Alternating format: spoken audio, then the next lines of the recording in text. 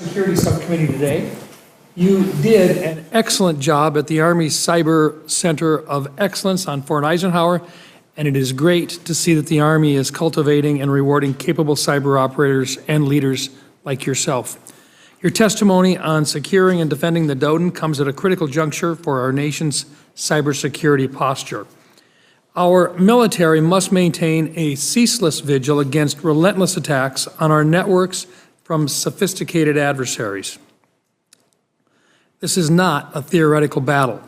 Cyber operators actively defend our networks against state and non-state actors 24/7, 365 days a year. The fundamentals of the cyber domain present a persistent challenge. Adversaries require only a single successful breach, while we must maintain perfect defensive integrity across all systems at all times. The Department has invested billions in active defense of the network that supports the entire DoD. Defense Information Systems Agency, or DISA, is the organization responsible for providing and running the Department's secure systems and networks. The organization responsible for protecting and securing the daily operations of those networks is an organization called the Joint Force Headquarters Department of Defense Information Network, or JFHQ DoDN, and Lieutenant General Stanton oversees both, and as such is one of the many individuals across the department that is dual-hatted. The DoDN has been around for 10 years, and the directive to elevate it to a sub-unified command represents a significant organizational milestone. Making it a sub-unified command allows it to be task-oriented underneath Cyber Command to focus on running and securing the DoD's networks and will further strengthen our defense. DISA and JFHQ DoDN use different tools to protect DoD networks, such as Thunderdome and the Zero Trust Security Program, both of which are being implemented very quickly. Today, we will hear about these two systems, which will be ready by 2027, along with other important network security programs. Despite progress in these security programs, the road ahead demands continued focus and urgency. From securing the operational technology in end-user devices and weapons systems to implementing artificial intelligence capabilities that can detect adversary activities before they approach our networks or hunt them down if they make it in. The technological imperatives are clear. We must develop and implement emerging technologies in innovative ways, securely and quickly. Our adversaries are rapidly innovating, and we must do the same. The threat of cyber attacks is not diminishing. It grows more sophisticated each day. When we examine the resources near-peer competitors like China are devoting to developing their cyber forces, the gravity of the threat becomes more stark. They are aggressively pursuing technology to enhance their effectiveness in cyberspace and continue to make significant investments in artificial intelligence to build more sophisticated capabilities. American technological superiority has historically been our asymmetric advantage, and we must maintain this in the cyber domain. We cannot permit a capability gap to develop in such an all-encompassing and important domain of warfare. The first proverbial shots to be fired will take place in this domain. Any attack in any other domain will be preceded by an attack on our vital cyber networks. While initiatives to develop capabilities such as exquisite AI-enabled cyber defense are underway, the timelines associated with delivery of these needed cybersecurity capabilities and environments are clearly too slow. Extended deployment schedules create operational risk that our forces have to mitigate through other means. Our adversaries operate on compressed timelines. Our response capabilities must match or exceed their tempo. Today, I look forward to understanding more of the notable achievements in securing and defending the DoDN. I am particularly interested in how DISA and JFHQ DoDN intend to accelerate delivery of these critical systems to enhance our defensive capabilities from the cell phone to the laptop to the enterprise network. This subcommittee stands ready to provide the support needed to guarantee these vital efforts succeed in protecting our nation's most critical networks. I'll now recognize my friend and colleague, the ranking member, Senator Rosen, for opening remarks. Senator Rosen. Well, thank you, Chairman Rounds, and I'd like to begin by welcoming our witness, General Stanton, and thanking him for joining us today to discuss the security and resilience of the Department of Defense Information Network, what we know as DODIN. So much easier to say DODIN, lots faster. This is a critical issue, not just for cybersecurity professionals, but for every person in uniform and for every single mission around the globe. We must rely on trusted, real-time access to information and communication.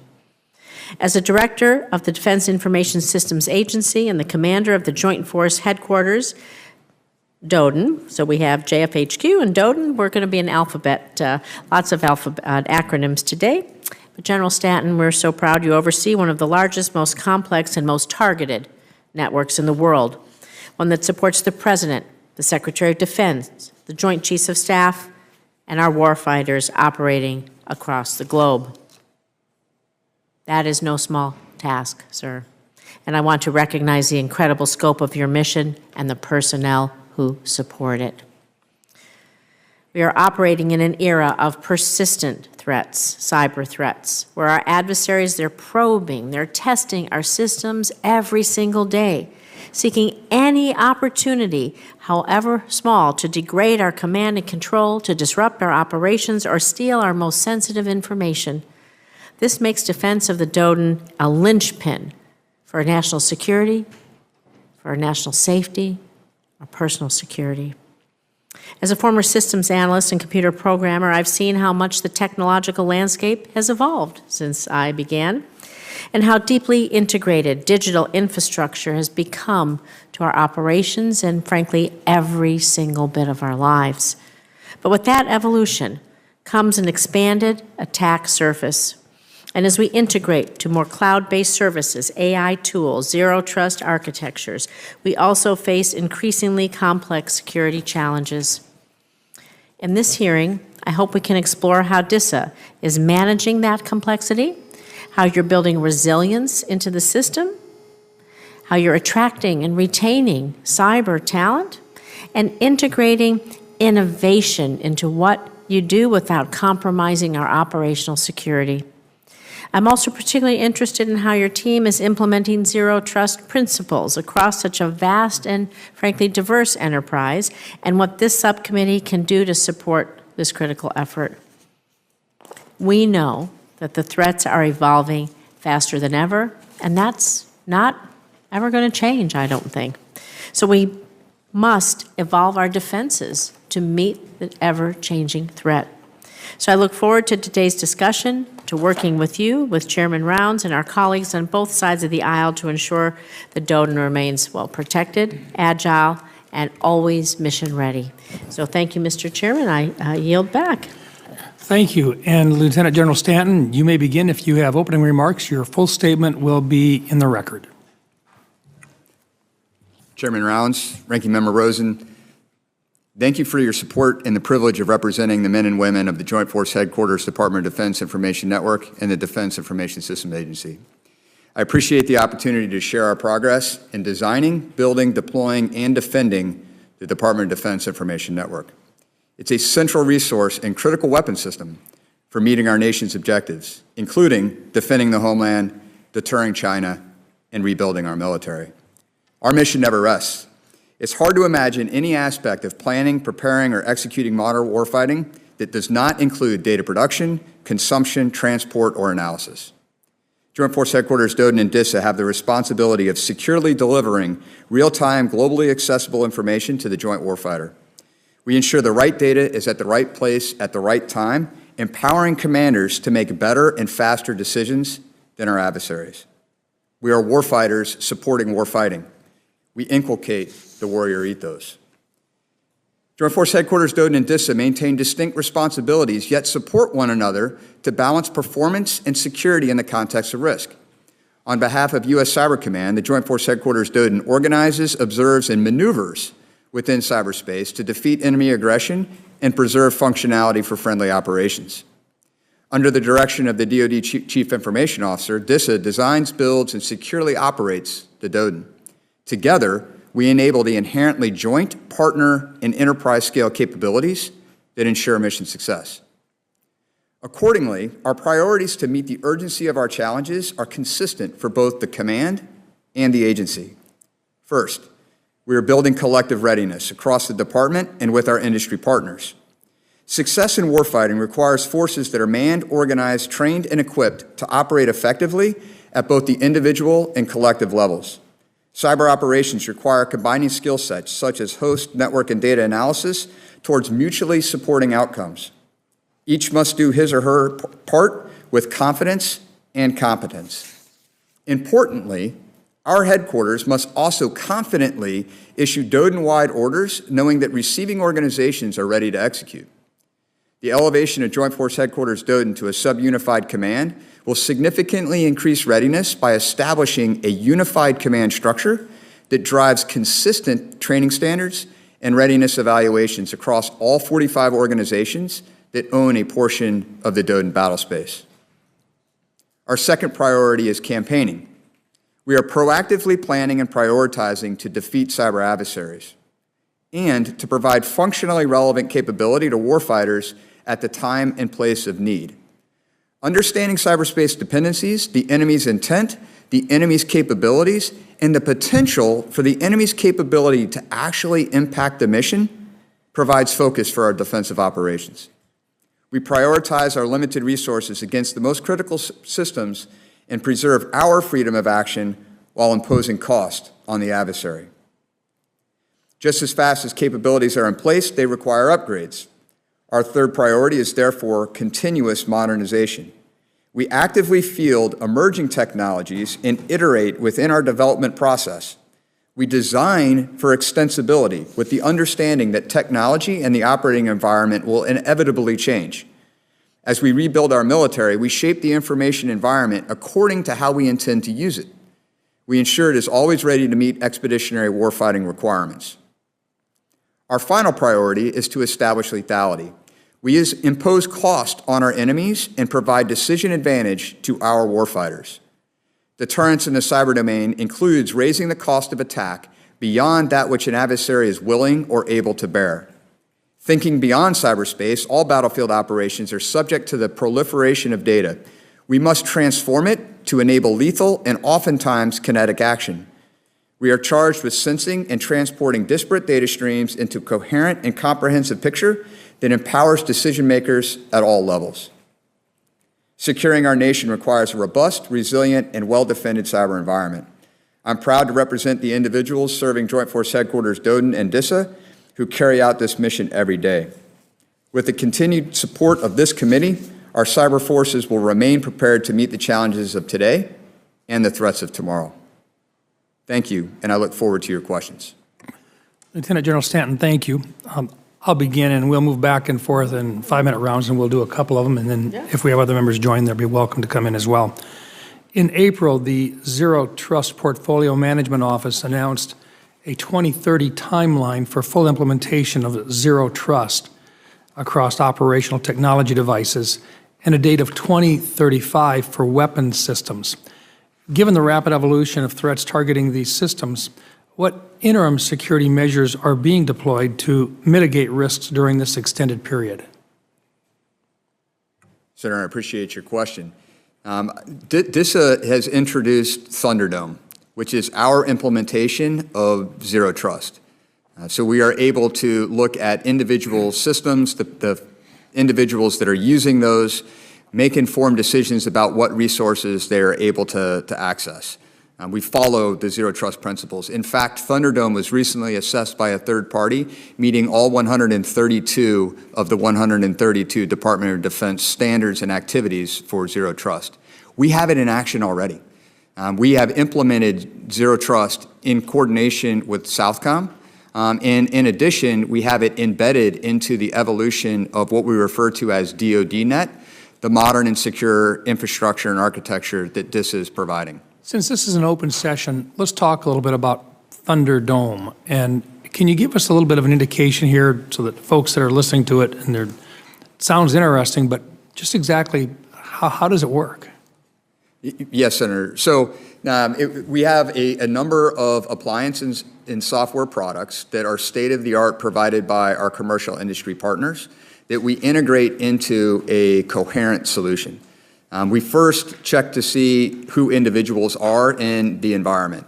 We also check the state and security of the device upon which they are operating. We put those two together to make sure that the user on the device are authorized to access resources. And then we have fine-grained controls that determine which resources they're able to access.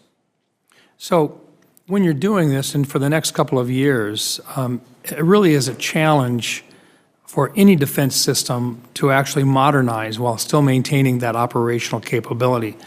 And what you've done is taken Thunderdome, and during this interim time period, you've integrated into the systems, and basically every single user, along with the platform that they're on, is checked before it's authorized entrance into the DODN.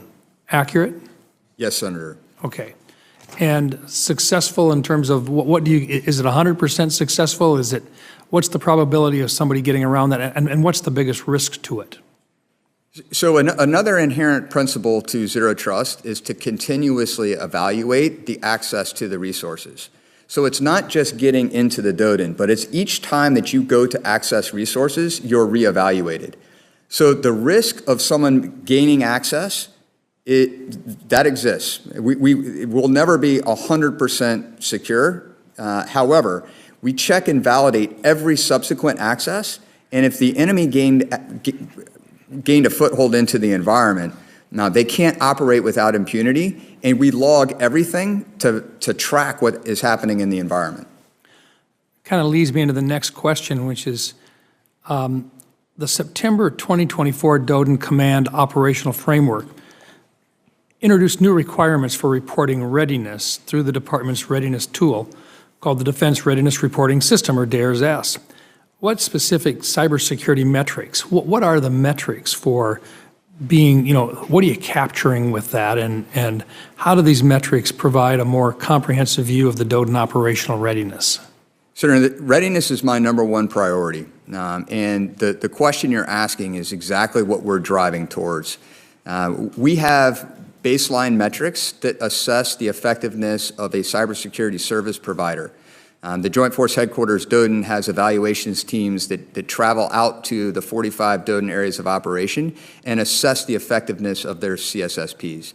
We record that in the Defense Readiness Reporting System, DERS. We can do better, and we're working on establishing additional metrics that can develop a more comprehensive picture for us to have confidence that all of the DODN areas of operation can operate effectively. Thank you.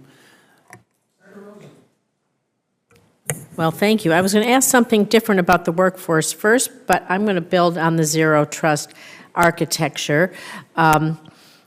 I understand what you're saying. Who is the person user? Who is the device? You're going to check them every time. We have that a lot in our own, in other things that regular people do with some banking, other kinds of things.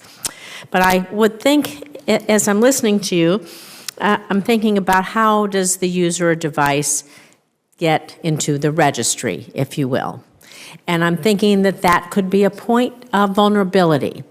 And so how often, I know there's many ways that people gain access, understanding that you have things all around the globe, but thinking that there's a point of vulnerability because if somehow someone can put themselves as a trusted user or device, then that's how, one maybe big way they can get into the system, not the silent way. So how are you securing that piece, if you will? Yes, Senator. Enterprise Identity, Credentialing, and Access Management, or EICAM, as we refer to it, is a central component to the effective employment of a Zero Trust environment. Yes. So making sure that we know who you are and we have multiple different forms of validating your identity is an inherent principle. Additionally, once we issue a certificate that authenticates you into the environment, that certificate is time-bound and continuously checked. Okay. And we have measures by which we can revoke it. So in the event that we see something that is anomalous through our logging, we can revoke that certificate on the spot and deny further access into the environment. Thank you. That answers the question for me. And I guess the question we always ask, do you have the resources that you need now to continue to build out your zero trust architecture going forward as we're entering into the NDAA season, if you will? Thank you, Senator. There are two primary initiatives through which DISA is implementing zero trust. So DoDNet is our initiative to establish a modern and secure infrastructure for the defense agencies and field activities. They had independently run their networks previously. We're in the process of migrating them. As we do, we build in the Thunderdome zero trust model into that environment. Additionally, we're working with the multi-partner environment executive agent to incorporate Thunderdome into our implementation of the multi-partner environment, or MPE as we refer to it. We're not waiting. We're moving out aggressively. Very good. Well, this all leads to my first question that I was going to ask is about, well, it's kind of two-part. The impacts of recent civilian workforce cuts and DoD's ability to conduct your assigned missions. But I think it's more than that, because sometimes the workforce cuts, we understand we want to streamline, do things better. We're going to do things better with computing for sure. But that can have an impact on both our future recruitment, retention, morale, which is key to maintaining our readiness and preparing for the future. We know we have these issues, particularly when the public sector can be very lucrative for folks who work in that. So if you would kind of speak of the snapshot of the impact of these cuts from deferred retirement, probationary employees, planned reductions in force, and how is this really going to impact you going forward? Thank you, Senator. First, I'd like to acknowledge that I personally have the utmost respect for anyone that has raised his or her right hand and sworn an oath to support and defend the Constitution of the United States, as do all of our civilian and uniformed service members that operate within the Joint Force Headquarters and within DISA. We will suffer about a 10% loss in terms of the numbers of individuals that are within the Defense Information Systems Agency. It's giving us an opportunity to ruthlessly realign and optimize how we are addressing what is an evolving mission. Things like the multi-partner environment and initiatives like DoDNet are driving our workforce to perform roles that they hadn't previously. And so we are doing a realignment, and we're going back to the department to ask for what we refer to as a surgical rehiring. We need to hire the right people back into the right positions. That's my point. To then lead us forward.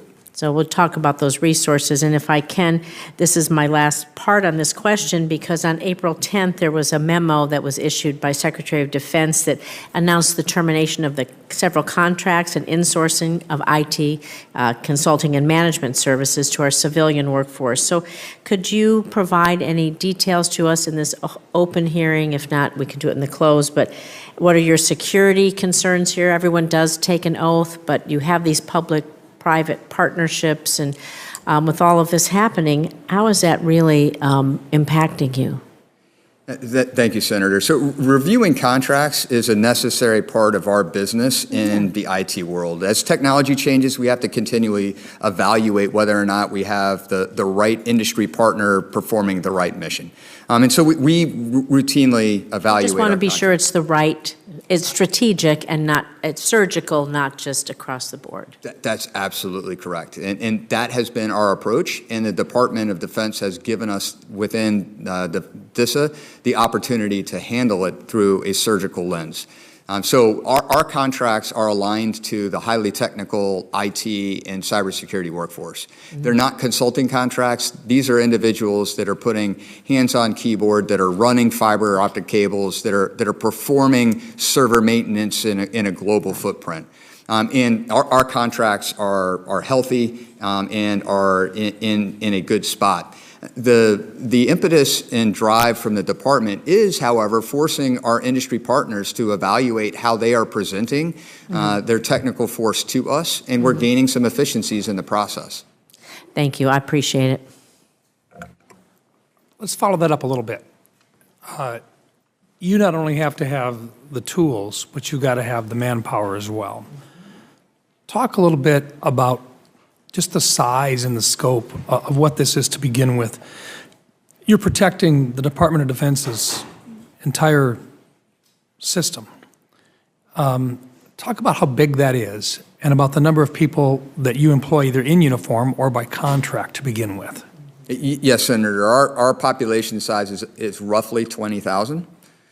Slightly more than half are contracted. About 6,800 are civilians, and about 1,200 are active duty military service members. And then the pipeline for bringing in individuals, what types of professional backgrounds or what types of training are you looking for the majority of these individuals? Can you give us a sense for the folks that are out there that are looking at it, wondering whether or not some young man or young woman decided they want to be involved in this? Talk about what the qualifications are that you're looking for or that you can train for. Senator, I'll tell you that the first characteristic that we target in recruiting is inquisitiveness and the ability to innovate, someone that's going to be a lifelong learner that's going to adjust on the fly. The technology that we put in their hands today won't be that which they're using 2 years down the road. And so someone has to be willing to engage with and learn on their own so that they can incorporate new technology. I'm quite proud of our Scholarship for Service program that we have within DISA, where we actively recruit highly technical folks and help pay for the remaining 2 years of their tuition in order to bring them onto our team for 3 to 5 years. So you would actually I'll just take an example. Dakota State University in Madison, South Dakota is known for their cybersecurity operations. You would actually look for someone who had an interest in coming to work, either in uniform or outside of uniform, bring them in and offer to pick up their cost of education basically for the 2 years with an agreement that they come to work for you. Is that what we're talking about? Yes, Senator, absolutely. So what type of an appetite do you have for young men and women who want to serve? How many are you talking? So in this past year, we brought 39 individuals into our Scholarship for Service program. Could you do 100? Yes, Senator, we can. Could you do 150? Yes, Senator, we can. Could you do 200? Yes, Senator. So for young men and women out there, this is not like a selected group only. This is to where you need more individuals that have this interest. We do, Senator, and we recently in February published our workforce strategy within DISA, and part of it is to do exactly what we're discussing, create a pipeline. Not necessarily hire an individual and expect them to stay for 30 years and become a member of the senior executive service. Some will, and we need that, but many will stay on our team for 3 to 5 years, be enthused by being able to execute the mission, be in contact with the adversary, support our nation, and then they'll move on and do other things. So Let me ask a question. Could you talk about, give a job description? You talk about people going into the phone lines, like phone hardware, software. Could you just, if we were talking to young folks when we go back home, give us a couple of actual job descriptions that you might get people, we're just sitting here chatting, if that's all right with you. I'd like to be able to tell some of those young folks. This is important because it's not just the type of a job description, but the types of tools they're going to be working with as well. Like I was a software developer. Don't make me working with the tools to put the hardware in, but let me code away. And so there are different kinds of things. Maybe you might give us some insight. So when we talk to young people, which we do all the time, we might share with them the jobs that you are thinking about filling. Fantastic, Senator. We need data analysts. We need data engineers. We need data scientists. We need folks that understand routing and large-scale routing. So folks that know how to configure a router securely. We need folks that are also very willing to dive into newest cybersecurity tools and actually implement them and when we establish a defense, our intent is to gain and maintain contact with the adversary. So folks that understand host analysis and network analysis from a cybersecurity perspective are at the top of our list as well. Fair to say that these young men and women that want to come and participate on this would have the opportunity to learn tools that enable or that are part of an artificial intelligence system or agent in terms of accelerating inquiries as to people trying to get into the systems. Would it be fair to also say that quantum is not far off with regards to what they would be working, the environment that they would be working in? Yes, Senator, I'll start with artificial intelligence. It's central to our way forward. It's central to our current operations, but absolutely central to the direction that we're headed. Quantum is a little bit further out, but as I said previously, as soon as quantum breaks and becomes a technology that's readily available, it will proliferate very rapidly. And so we need individuals that can adjust dynamically to the change in the technology. Thank you. Senator Rosen? I'm just going to build, we're just going to have a good time building on each other here. How are you leveraging the AI? We know that quantum is a little ways away, but how are you leveraging the AI capabilities, particularly as you're modernizing, streamlining, and thinking about all of your architecture? So just to kind of build off each other a bit. Yes, Senator. So first I'll start with what I think would be obvious, large language models and chatbot capabilities across different classification levels. I have them on all of my machines currently, and I use them on a daily basis. So chatbot capabilities to help make the workforce more efficient. We're also using AI to help us model and understand our transport network.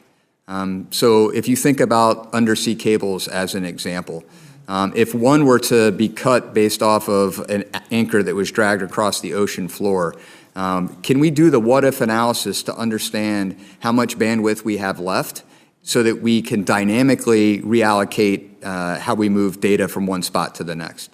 We're using AI in that context. We're also using it for network defense. Senator, to your point earlier, we need to be able to see the enemy's campaign and not just an incident or an event in isolation.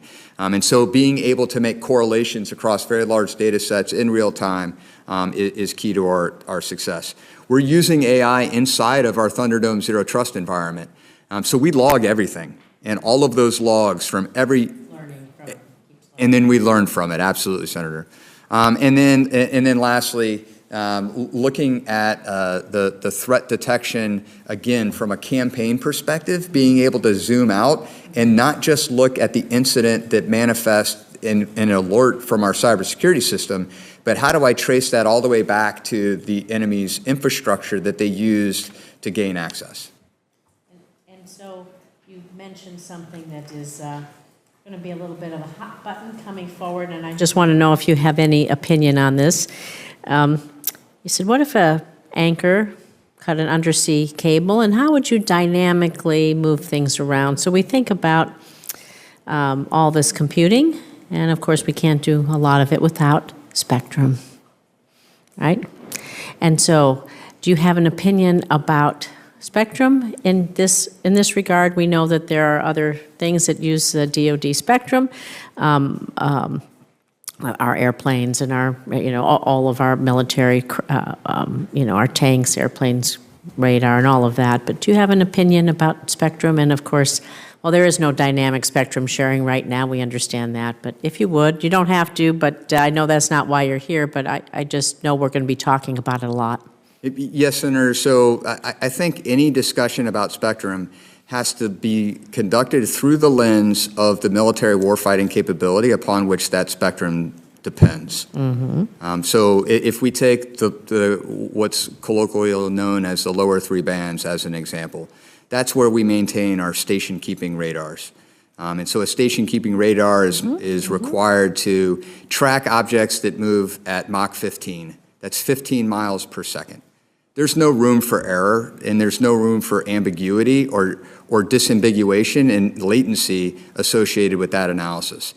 So we need to be very, very clear that we understand what systems are operating within the portions of the spectrum, and then be incredibly confident that we can deconflict the military operations from however it might be used commercially. Thank you. I know as we move a little bit closer to the NDAA, this is going to be we can maybe dig deeper in the classified, but this is going to be an area for discussion, so you can give us any other input that you can't do in an open setting. Yes, ma'am. I think you were referring specifically to the 3.1 to 3.45 gigahertz portion. Yes, Senator. Yeah, which is, always seems to be under attack. Nonetheless, it's just the physics of it are such that it's the best place to have the radar and a lot of our other capabilities located today and fully utilized today. Let me go back to this just a little bit because I think the young men and women that are out there that are looking at this, some of them would love to have the uniform on. Some would say that maybe they don't want to have the uniform on, but they would still love to participate and to help their country. Can you talk a little bit about, okay, a young man, young woman come in, they want to participate in this, they love the excitement of actually engaging with adversaries on in the protection of our system. But at some stage of the game, industry is going to come. And industry is going to look at these folks and say, you realize how valuable you are. That happens on a regular basis now. Can you talk about how you can compete with industry that recognizes just how valuable these young, talented individuals are and what we can do to perhaps keep them with us for a little bit longer before they finally decide to head on out and join the business community? Yes, Senator. So first, in my experience and in my personal opinion, the mission is the most enticing characteristic that we have to offer young men and women, old men and women too. Being in the game and in contact with our adversaries in defense of the nation is exhilarating, it's challenging, but it is also motivating. So I think that there are a number of the folks that we bring in when they're young that will get that taste and stay with us. But I also think that we need to be willing to let folks go. So the concept of a pipeline, I think, is critically important. Knowing that today's youth switch jobs readily. My daughter had her first job for a year, and she already has a new job. And she has a master's degree in nursing and is quite talented. But that's how our youth is switching jobs now. We have to be receptive of that concept. And we have to acknowledge that coming to work for us, gaining security clearances, gaining operational experience is going to make them better when they go to industry.